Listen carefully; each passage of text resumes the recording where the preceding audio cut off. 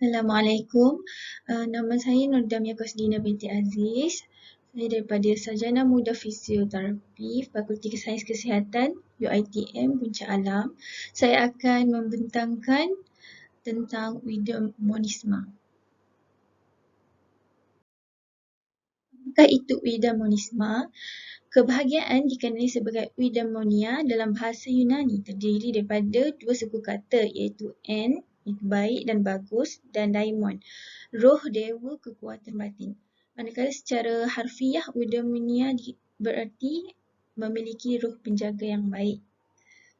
Kebahagiaan secara etimologi bermaksud keadaan senang, tenteram dan terlepas daripada segala yang menyusahkan, sehingga kebahagiaan adalah keadaan yang sentiasa berlangsung, bukan semata-mata perasaan atau emosi yang berlalu. Eudaimonia bagi bangsa Yunani bermaksud kesempurnaan atau bermaksud mempunyai daimon yang baik, dan yang dimaksudkan daimon adalah jiwa.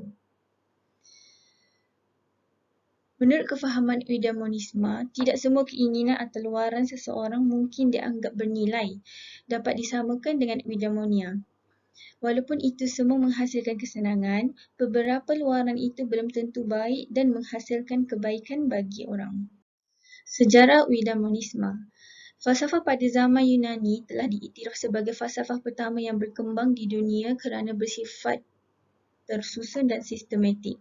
Walaupun begitu, falsafah Cina dan India telah muncul terlebih dahulu.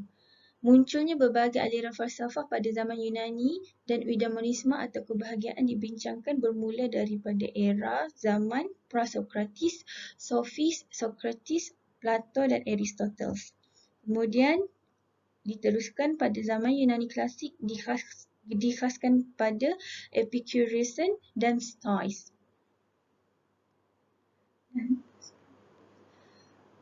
Namun konsep eudaimonisme pada setiap zaman ni dizahirkan kelemahan masing-masing.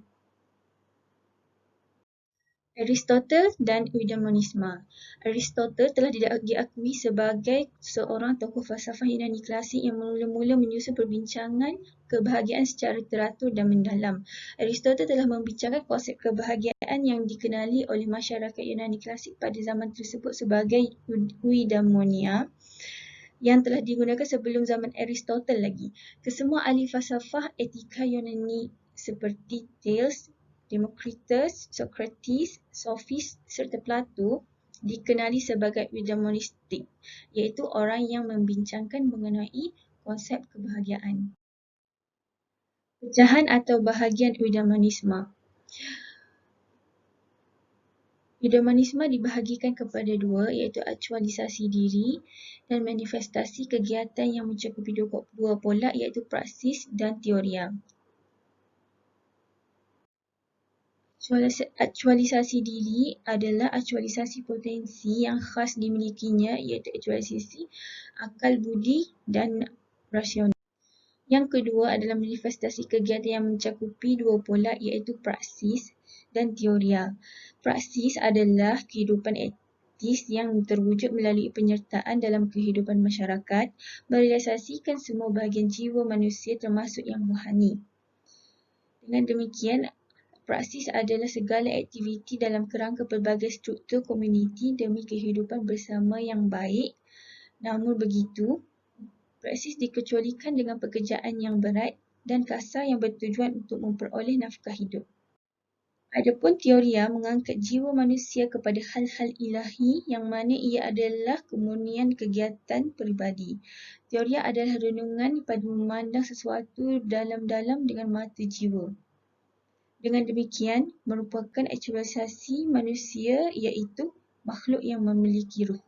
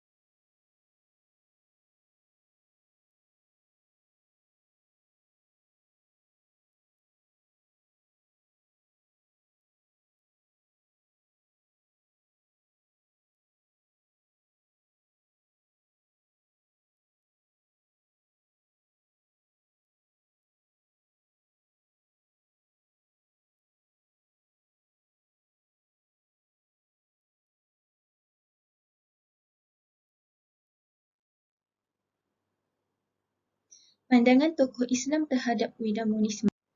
Ahli falsafah Islam seperti Ibnu Miskawayh dan Al-Ghazali telah pun mengaitkan kebahagiaan dengan ketuhanan dalam konsep As-Sa'adah Al-Quswa dan As-Sa'adah Al-Ukhrawiyah, iaitu kebahagiaan bukan semata-mata dicapai di dunia sahaja, malah yang lebih penting adalah kebahagiaan yang mempunyai hubung kait dengan ketuhanan dan kebahagiaan selepas kematian. Selain itu, Al-Farabi ataupun nama asalnya Abu Nars Muhammad bin Muhammad bin Larkan Ibn Uzalah juga telah menghasilkan 14 karya pemikiran filsafatnya dalam menghubungkan pemikiran Yunani dan Islam, terutamanya dalam ilmu logik atau mantik dan falsafah yang sangat gemilang sehingga digelar sebagai guru kedua. Eudaimonisme pada abad ke-20 masih relevan. Di zaman kontemporari, Aristoteles menyumbangkan konsep yang masih relevan. Ia memberikan alasan untuk menemukan tujuan akhir hidup manusia iaitu eudaimonia. Relevansi konsep kebahagiaan sebagai tujuan hidup manusia dibuktikan melalui definisi semula konsep kebahagiaan dari zaman ke zaman yang terus dilaksanakan oleh para ahli teologi, ahli falsafah dan bahkan bidang-bidang ilmu natural. Kebahagiaan sebagai tujuan sentiasa relevan, akan tetapi cara yang ditawarkan tidak lagi relevan kerana bagi Aristoteles, hidup kontemplatif terutama para ahli falsafah adalah cara hidup yang menjamin kebahagiaan. Pemahaman ini dapat dinilai sebagai terlalu sempit kerana mengandaikan hanya cara hidup ahli falsafah yang memungkinkan kontemplasi sehingga dapat mencapai kebahagiaan. Pada kenyataannya, tidak hanya para ahli falsafah yang berfalsafah. Orang pada umumnya melaksanakan falsafahnya sendiri. Sesungguhnya, proses falsafah atau berfikir secara reflektif, kritikal, radikal dan mendalam dapat dilaksanakan oleh hampir semua orang. Oleh itu, perluasan cara mencapai kebahagiaan perlu dilaksanakan. Saya telah memilih untuk mengulas artikel yang ditulis oleh Profesor Lisa Desmond iaitu tenaga pengajar di University Binghamton berpangkalan di New York. Tajuk artikel adalah Feminist Eudaimonism.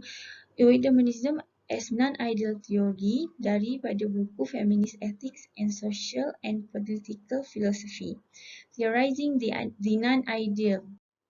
Sesuai dengan artikel yang ditulis, Desmond adalah ahli pengasas Persatuan Etika Feminis dan Teori Sosial, iaitu FEIST. Jadi kita boleh dapati bahawa kecenderungan profesor ini adalah lebih kepada feminisme. Artikel ini membicarakan tentang pandangan eudaimonisme sebagai teori tidak ideal dari sudut feminisme. Penulis juga membahaskan mengenai elemen kepelbagaian dalam pluralisme yang dibangkitkan oleh teori Swanton, di mana di dalam artikel ini Profesor Lisa Desmond membangkitkan isu dua topik daripada 5 yang dibangkitkan oleh teori Swanton. Kesimpulannya, eudaimonia adalah satu keadaan di mana seseorang melakukan sesuatu aktiviti dengan bermatlamatkan memperolehi kebahagiaan sebagai tujuan dalam kehidupan. Eudaimonisme adalah pandangan hidup yang menganggap kebahagiaan sebagai tujuan segala tindak tanduk manusia. Aristoteles telah diakui sebagai seorang tokoh falsafah Yunani yang mula-mula menyusun perbincangan kebahagiaan secara teratur dan mendalam. Namun begitu, pemahaman Aristoteles dinyatakan sempit dan tidak relevan pada zaman kontemporatif. Oleh itu, perluasan cara mencapai kebahagiaan perlu dilaksanakan. Sedangkan dari sudut eudaimonisme yang diaplikasikan oleh Aristoteles perlu dihuraikan dengan lebih teliti berdasarkan keadaan atau zaman semasa. Bagi saya, Aristoteles mengemukakan teori eudaimonia yang dominan dan intelektual dan boleh dimanfaatkan sehingga zaman sekarang. Walaupun begitu, huraian dan keterangan hendaklah lebih sesuai dan kontemporari memandangkan eudaimonisme menurut Aristoteles lebih menjurus pada zaman Yunani. Itu sahaja daripada saya. Sekian, terima kasih.